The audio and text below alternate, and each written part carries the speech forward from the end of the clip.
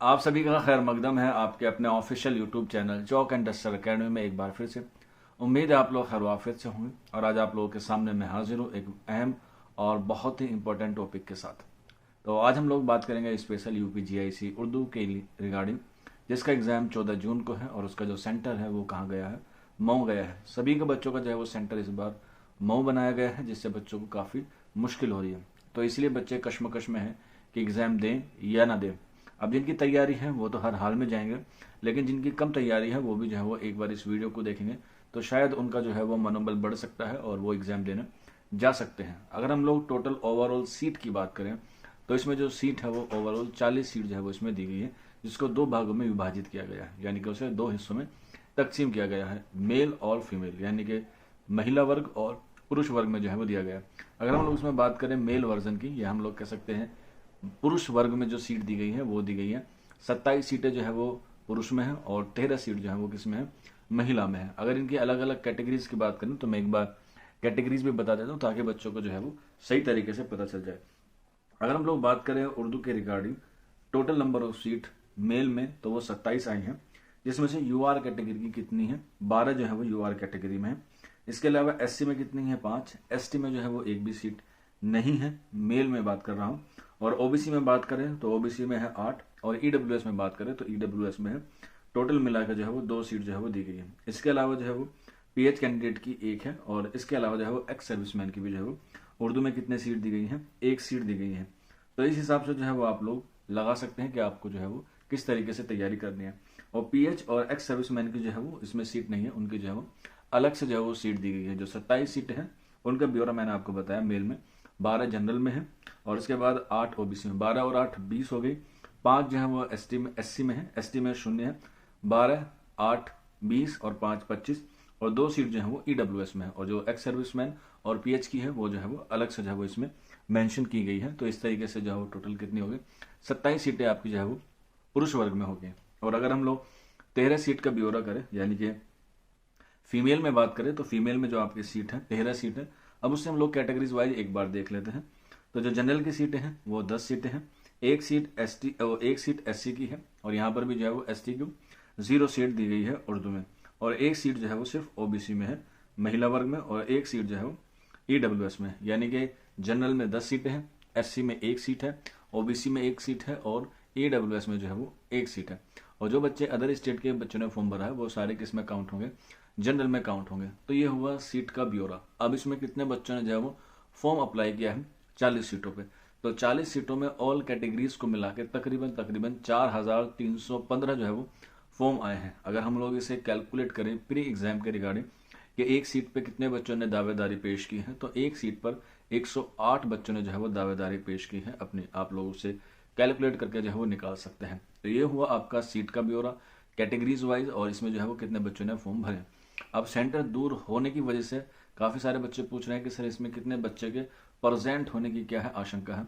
तो देखिए बेरोजगारी का लेवल आप लोग जानते हैं, सबको जो है वो रोजगार की ज़रूरत है। सब लोग जो है वो दिन रात मेहनत और मशक्क़त कर रहे हैं कि उनका जो है वो सिलेक्शन हो जाए, चाहे वो यूपी टीजीटी का एग्ज़ाम अभी हाल फिलहाल में हुआ हो, चाहे हम लोग यूपी एलटी ग्रेड में हम लोग बात करें या फिर हम लोग अब बात करते हैं यूपी जीआईसी की। तो मेरे अकॉर्डिंग अगर मुझे लगता है, जैसा मैं बच्चों को पढ़ाता हूँ, बच्चे हमसे पढ़ते हैं, यूट्यूब पर भी कनेक्ट होते हैं, पेड बैच में भी कनेक्ट होते हैं बच्चे, तो लगभग 70 से 80% जो है बच्चा एग्जाम देने जाएगा। यानी कि 4315 में से मुझे अमूमन लगता है कि 3000 उर्दू का बच्चा जो है वो एग्जाम देने ज़रूर जाएगा, क्योंकि बेरोजगारी का जो लेवल है और सबको जो है वो जॉब की जो है वो एक नीड है। तो अकॉर्डिंग टू मी तो इतने बच्चे जो है वो पेपर देने जा सकते हैं और इतने बच्चे जाएंगे भी, क्योंकि ये प्री एग्जाम है।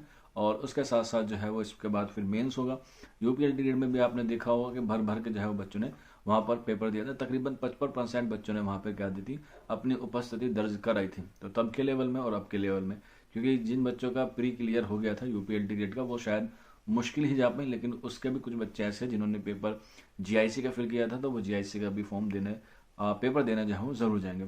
तो ये हुई उनकी अपीयर की बात। बाकी जैसे भी होता है उसके बारे में आपको जो है बता दिया जाएगा कि 60 और 70 के आसपास जो है वो बच्चों की आप लोगों को वहाँ पे उपस्थिति देखने को मिलेगी। वो आप खुद देख सकते हैं, क्योंकि उर्दू वालों का जो है वो सिर्फ और सिर्फ मऊ बनाया गया है। इसके अलावा 2 क्वेश्चंस और हैं बच्चों के मन में। सबसे पहले तो ये कि इसके प्री और मेंस के बाद इसमें इंटरव्यू होगा, तो इसमें इंटरव्यू नहीं है। और इसके बाद जो दूसरा है क्या सर 40% नंबर लाना ज़रूरी है, मैंडेटरी है? क्या हमें जीएस वाले पोर्शन में अलग नंबर लाना पड़ेगा या फिर हमें जो है वो आपका उर्दू वाले पोर्शन में अलग नंबर जो है वो लाना पड़ेगा? देखिए ऐसा नहीं है, आपको जो है वो 40% नंबर लाना ज़रूरी है। यानी कि 120 का 40% आप लोग निकालेंगे तो 12 चौक 48 आएगा। यानी कि आपके नेगेटिव मार्किंग करके 48 क्वेश्चन जो है वो ठीक होने चाहिए, तभी जो है वो आप लोग क्वालिफाइंग कर पाएंगे। ये सिर्फ क्या है, ये इसका एक मिनिमम क्राइटेरिया है, इससे ज़्यादा आपको जो है वो लाने पड़ेंगे। इतने पे आप लोग जो है वो मेरिट में बनने के क्या है आपके चांसेस हैं।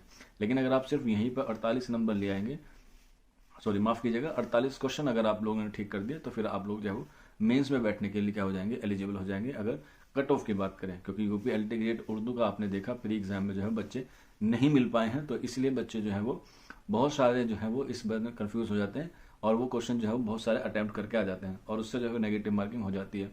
खास तौर में बच्चों का जो रिजल्ट लुढ़क हुआ आया था यूपीएलटी ग्रेड का, वो जीएस वाले पोर्शन में था, क्योंकि बच्चों को लगता था कि जीएस में भी पास होना ज़रूरी है। तो यहाँ पर जो है वो यूपी जीआईसी में जो है वो 40 नंबर के जीएस आएगा और 80 नंबर का आपको जो है वो उर्दू का पेपर आएगा। तो यानी कि दोनों का मिला के आपको जो है वो 48 क्वेश्चन जो है वो ठीक हो जाने चाहिए। तो अगर हम लोग 80 का 40% भी निकालते हैं तो आप लोग उससे जो है वो पता चल जाएगा 8 चौक 32 नंबर जो है वो उर्दू में जो है वो बैठते हैं 40, लेकिन वो जो है वो मेरिट में आने के लिए सफिशिएंट नहीं है।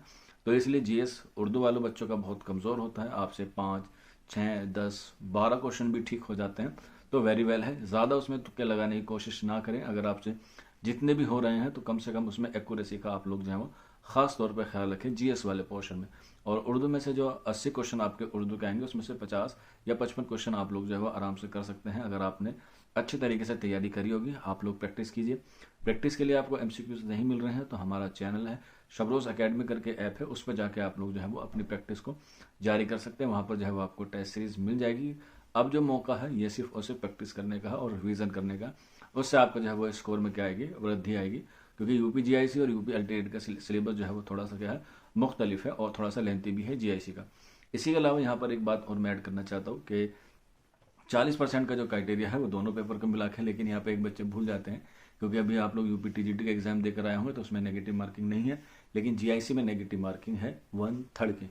तो इस बात का भी आप लोग खास तौर से ख्याल रखेगा कि अगर आपने सही तरीके से पढ़ाई नहीं की है तो नेगेटिव मार्किंग आपको जो है वो लेके डूब सकती है। तो इसलिए जो भी सवाल आप लोग लगाएं एग्जाम में, ओएमआर शीट भरें, वो जो है वो आप लोगों को बिल्कुल एक्यूरेट भरनी है। और मैंने उसमें बताया भी था कि आपको जो है वो काले बॉल पेन का जो है वो इस्तेमाल करना है, तो आपका जो है वो एग्जाम अच्छा हो जाएगा। बाकी आप लोग एडमिट कार्ड के इंस्ट्रक्शन देख सकते हैं। ये एक छोटा सा वीडियो था जो बच्चों के मन में डाउट्स आ रहे थे जाने या ना जाने के, तो उम्मीद है अब ये सारी बातें देख के जो है वो कुछ बच्चों का और मनोबल बढ़ गया होगा कि चलो इस बार जो है वो 40% का जो क्राइटेरिया है वो फुलफिल कर लेंगे और हम लोग जो है वो आराम से जो है वो एग्जाम को प्री को जो है वो क्लियर कर लेंगे। आज के सेशन में इतना ही था।